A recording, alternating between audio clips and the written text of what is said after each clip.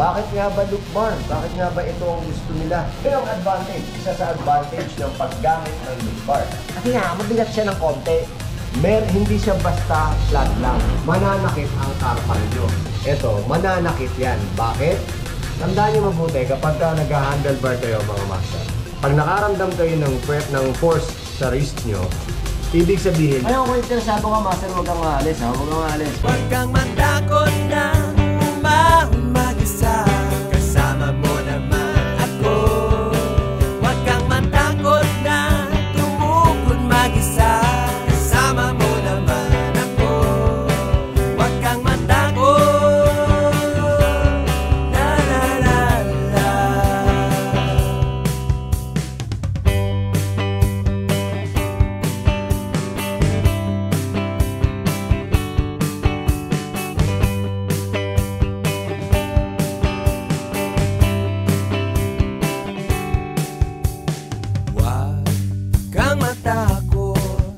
Long ride man o ahon ride ang trip nila.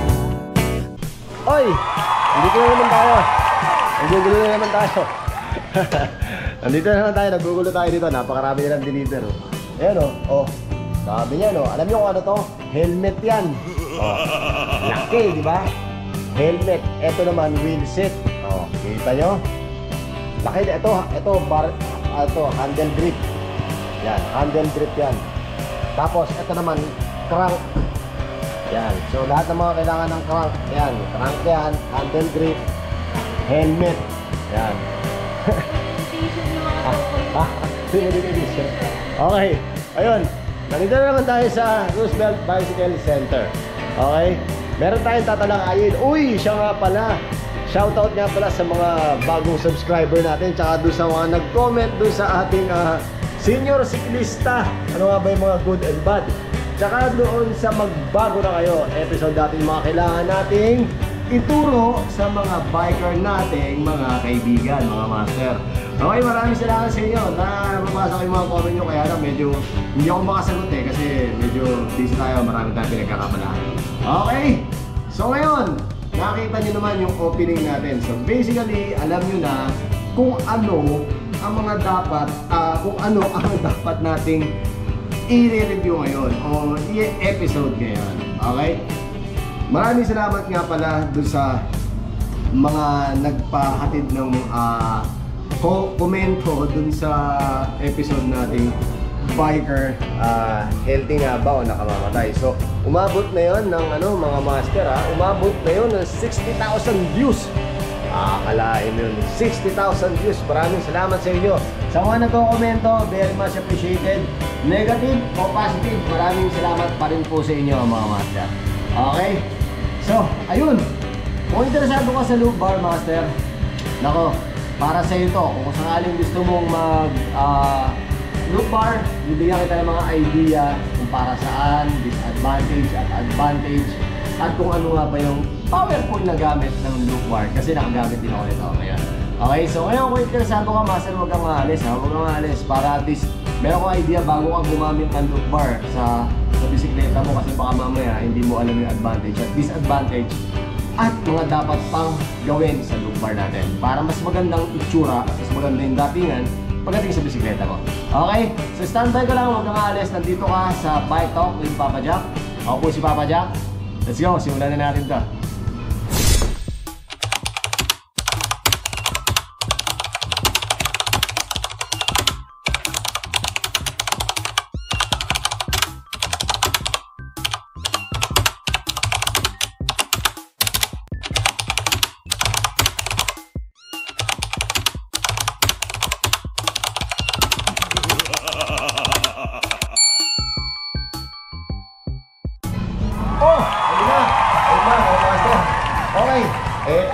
Ito na yung loop bar na sinasabi ko sa inyo mga master. Ito ngayon ang ibibigay ko sa inyong mga payo at mga advantage at disadvantage. Alam niyo mga master, itong loop bar na to, marami ang gumagamit nito ngayon. Okay? So, ngayon, para saan ba ang loop bar at bakit ba nagkaroon ng ganitong loop bar? Okay? So, itong loop bar na to, usually ginagamit itong loop bar na to sa mga touring. Okay? sa mga touring bike. MTB, pwede siya sa hybrid na ginagamitan nito mga master ha. So nakikita ko rin siya. Sa fat bike ko, yung dalawang fat bike ko, ito ang gamit ko. Okay, sino-sino nga ba ang may gawa ng loop bar? Okay, may mga loop bar gumawa, mga iba't iba, mga aftermarket. Pero talaga ang original na nakita ko sa nakita ko, yung loop bar, sa akin to hindi ko alam kung meron pang nauna, is si Jones. Okay? Si Jones, si Surly alam ko, hindi ko alam kung meron na siya. Alam ko meron siyang loop bar. Pero may iba't ibang klase pa siyang mga handlebar. Pero etong loop bar na to, simula nung naglabas si Jones ng loop bar, marami na ang nagkaroon ng interest sa loop bar na to. Okay? Bakit nga ba loop bar? Bakit nga ba ito ang gusto nila? Kasi mga master, unang-una, pagka ito ang gamit mo sa bisikleta mo, ito turo ko sa inyo, napaka-relax ng hawak mo. Okay? Yun ang advantage. Isa sa advantage ng paggamit ng loop bar. Hawak mo lang siya, para ka lang nagmamaneho ng kariton. Okay?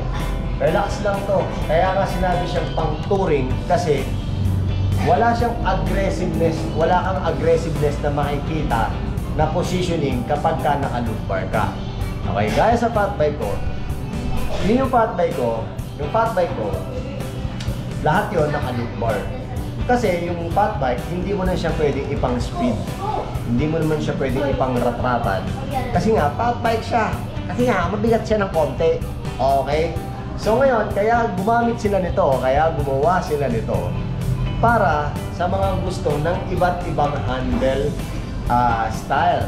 Okay? So, syempre, bukod pa rito, meron pang iba't ibang pang loop bar, meron pang iba't ibang handlebar na pang touring din. Pero since andito tayo ngayon sa loop bar, sabihin ko sa inyo yung advantage at disadvantage nito.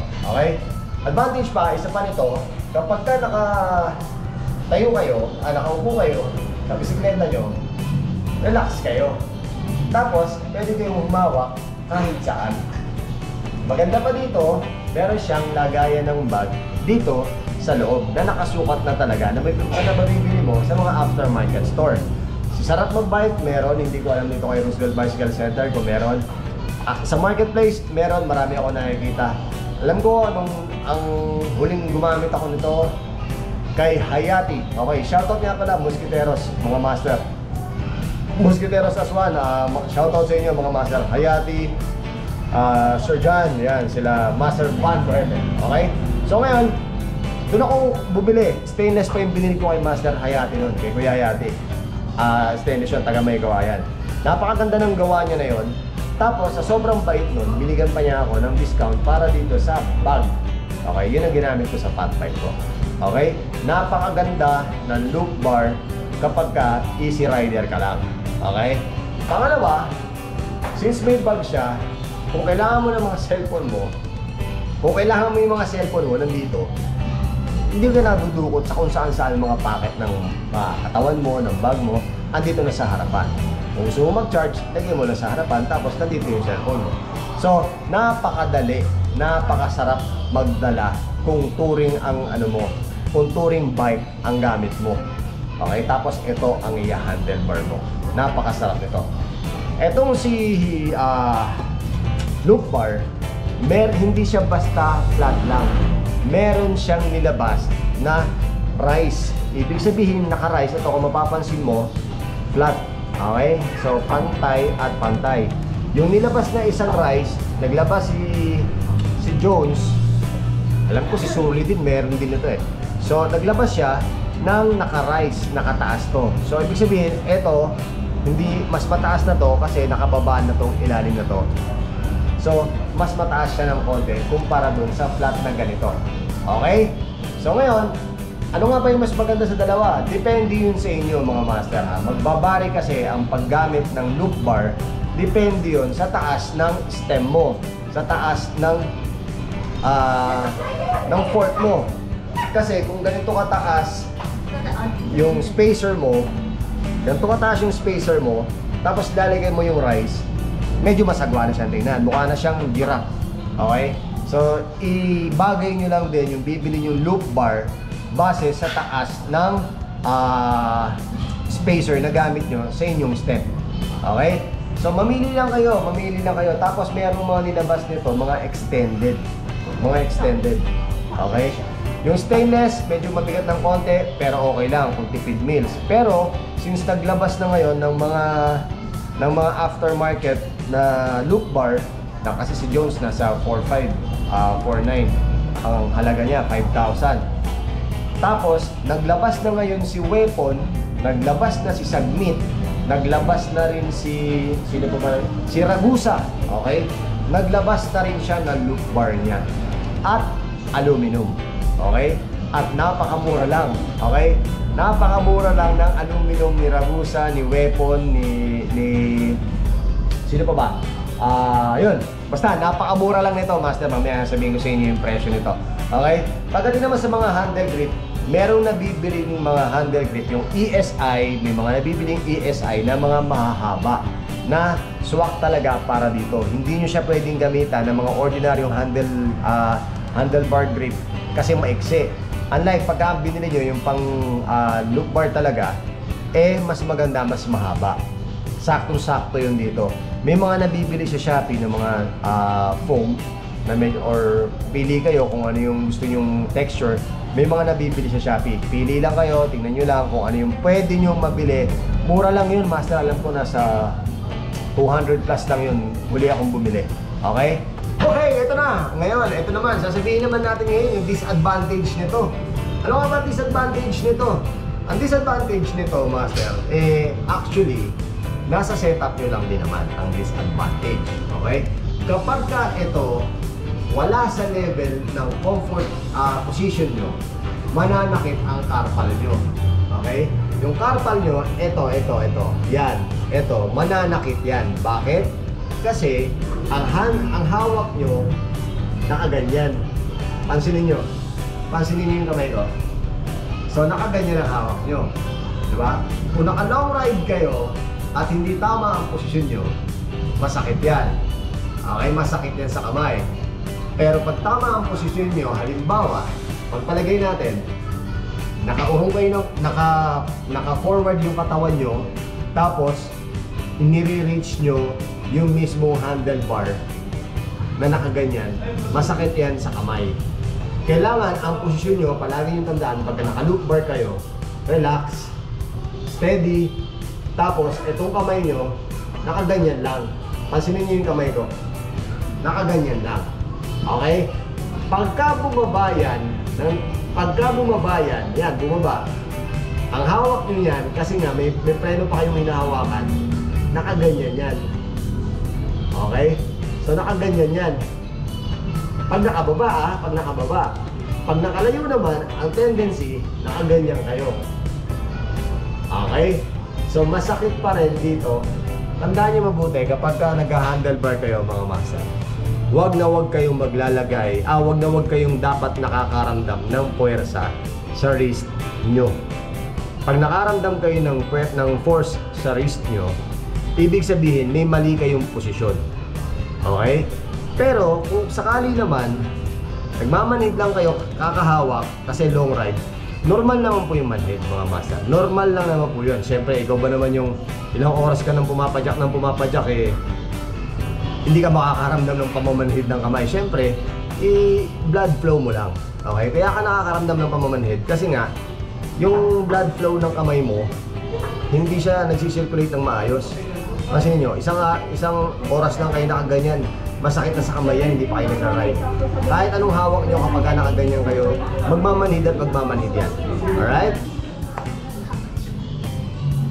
Hoy, at syempre, available pa rin dito sa ating Roosevelt Bicycle Center ang Stingray Therapeutic Spray, mga master. Mga master, pagka nagra-ride kayo at medyo nakakaramdam kayo ng pulikat, tsaka pagod na yung muscle nyo, lalo long ride, Odax, yan mga master, subukan nyo yan.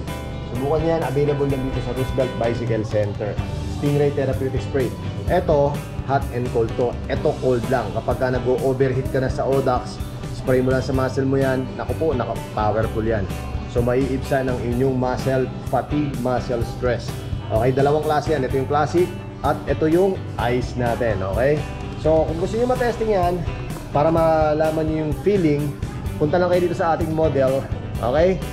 Plastic at eyes. Okay, punta lang kayo dito mga master. Tester yan, pwede nyo subukan yan, okay? At syempre available din dito ang ating Papa Jack Degreaser. Okay. Ayan, available yan mga master. Puntahan nyo lang dito, okay? Kung meron kayong ibang pang katanungan, PM lang kayo sa page or mag-comment lang kayo sa ating episode na ito. Right? Ngayon, ano ang dapat mong gawin para medyo maayos naman? Siyempre, para maayos yung pag-ride mo. So basic, kapag ka nakaupo kang ganyan sa bisikleta mo, hawak mo to, dapat ang hawak ng handlebar, nakaganyan ka lang. Okay? Relax ka lang, huwapadyak. Okay? Ganyan lang. Hindi pwedeng nakaganyan, ha? Mga master, hindi pwedeng nakaganyan. At hindi rin pwedeng nakaganyan, nakatingala yung loop bar mo. Okay? Tip me lang, tip me. Hindi pwedeng nakatingala yung loop bar mo. Kailangan nakapantay yan. Okay? Silipin niyo yan sa harapan nyo. Silipin niyo yan sa harapan nyo kung nakapantay. Pagka nakagano ng konti yan, naka-tilt up, masakit sa kamay yan. Pag naka-tilt down yan, masakit din sa kamay yan. So, kailangan pantay ang loop bar. Tapos, hanggat maaari, ang posisyon nyo, para lang kayo naglalako ng bilao na may kalamay. Ganun lang kasimple yan. Ganun lang yun mga master. Tapos, huwag masyadong malayo nang nakaganyan kayo. Kasi pag nakaganyan kayo, yung lower back nyo masakit.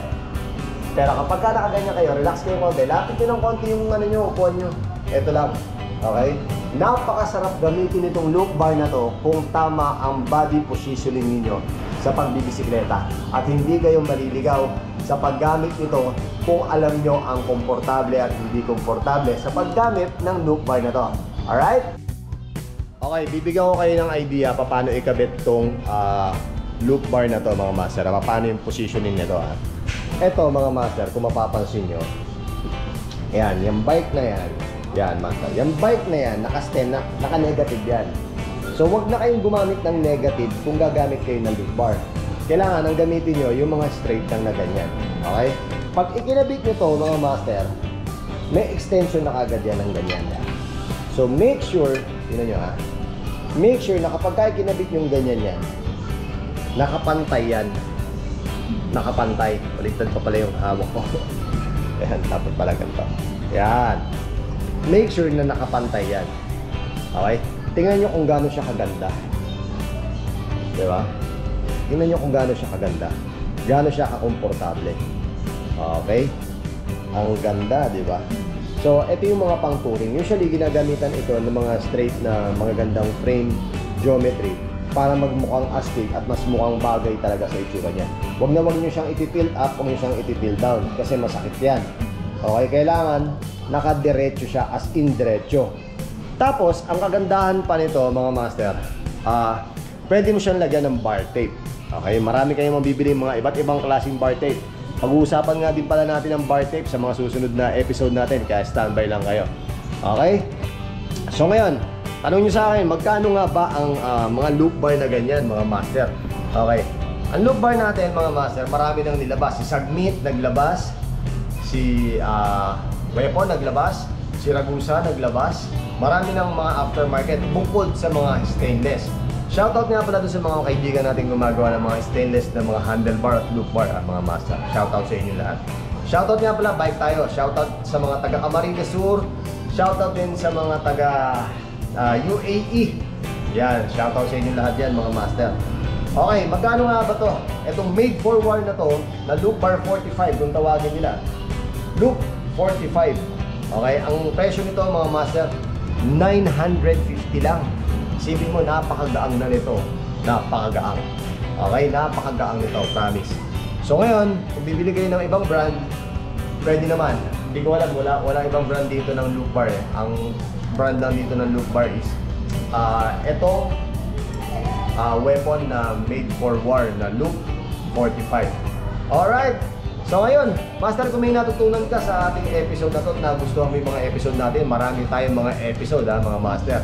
Tsaka sa nagtatanong nga pala kung saan mapapakinggan yung episode natin, yung video natin o yung music natin na ito yun oh, ayan, itong music na yan. Huwag kang matakot na umabot. Kasama mo naman ako. Kasama mo naman ako. Huwag kang matakot Okay, na mga master, yan. Mapapakinggan nyo yung episode na yan. Pwede nyo i-download yan sa YouTube. Tapos, i-rip nyo lang yung music. Then, habang nag-ride kayo, patugtugin nyo lang para kasama nyo na rin ako sa ride nyo. Okay, mga master? Tapos, shoutout nyo ako ha. Shoutout nyo ako sa video nyo, okay? Shoutout nyo ako sa video nyo. Tapos, tag nyo si Bike Talk with Papa Jack. Pa-subscribe, pa-follow nga pala, tsaka pa-like sa ating Facebook channel, Bike Talk with Papa Jack. Okay? Maraming salamat. Hanggang sa muli. Okay, hanggang sa muli. Palaging tandaan, mahihirapan pero hindi susuko. Ako po si Papa Jack. At muli, narito po ako sa Roosevelt Bicycle Center. Nandito po ito sa 117 Roosevelt Avenue, Quezon City. Alright, paalam sa inyo mga master. Ingat lagi sa ride.